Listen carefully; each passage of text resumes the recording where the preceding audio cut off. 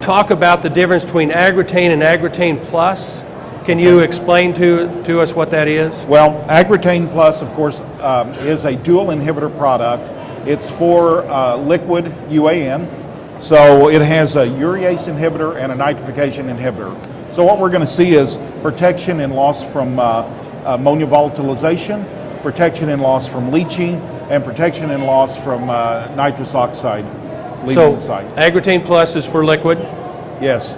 And AGROTAIN is for dry urea? For dry urea. You could put in the liquid also.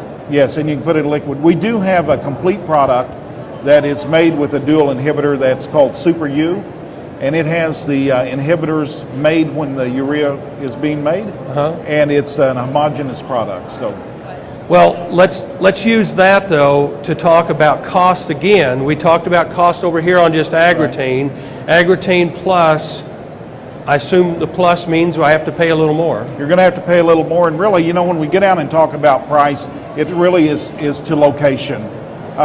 Price for a product out in the Pacific Northwest is going to be different than the product cost in Kentucky. Okay. Simply because of transportation that's added to it. Okay. But I would say, you know, if you looked at 8 or 9 cents per unit of N on AGROTAIN Plus, that's about what you're going to pay. I was surprised watching the slides earlier how high a yields you got with such low amounts of nitrogen. Were you on corn ground or bean ground, or those yields were twice of what I was expecting to see? Right. So we always try to do rotational corn, so it would have been previous crop of soybeans. But the interesting thing is the soil has the ability to supply nitrogen to the plant as well. And so when you use those low rates, then more of the nitrogen comes from the soil. But you can't continue to use those low rates because you would mine that nitrogen from the soil, and eventually you would run out, or the soil supply would get lower and lower. But when we just use a low rate 1 year, depending on the weather conditions, those were very good growing years, you know, you can get a surprisingly high yield with a low rate of nitrogen. And this may not be correct, but my perception was I'm probably putting on a lot more than I need to, just because it makes me feel more confident that I'm going to get the best yield. In some cases, yeah, farmers put on quite a bit more than the land grant university recommends. Of course, I'm biased, but I think our recommendations are pretty close to what needs to be done for most farmers. If you're one of these guys that put on a whole lot more nitrogen than the university recommends, then AGROTAIN is probably not going to be as effective because you've probably put on too much nitrogen. And so if you saved a pound but you've put on 20 pounds extra, you're not going to see an advantage.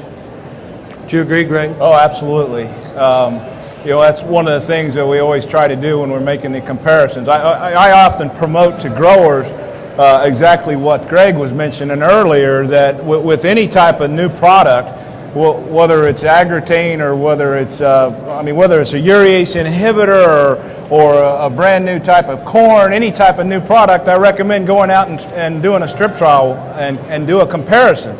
It's not that hard to do in today's world with yield monitors and the technology that we have to do comparisons. But if you do a comparison with some type of a product that's designed to conserve nitrogen, some type of a nitrogen stabilizer, if you put on way more nitrogen, a lot more nitrogen than what you need above that optimal point Greg's talking about, if you're way out on the curve, you're not going to see a benefit from a nitrogen stabilizer because you have more out there than what you need. Well, so you and got to let's keep that in face it, mind. a few years ago, it wasn't that many years ago, nitrogen was cheap enough. It was good management to do that. Maybe it wasn't good environmental management, but it was good yield management. I saw the water quality guy over here. Came up, I'm telling you, and we saw that a lot. Yeah. Well, it was just, I mean, let's face it, you don't know till harvest time how much a shortage of nitrogen can cost you, and by then it can make you pretty sick if you do the math that we did up there on the table. Kyle, if I put down 100 pounds of nitrogen, I'm still losing 30%. If I put down 110 pounds, I'm still losing 30%. Right. So it's just wasted It's just to the wasted air. to the air.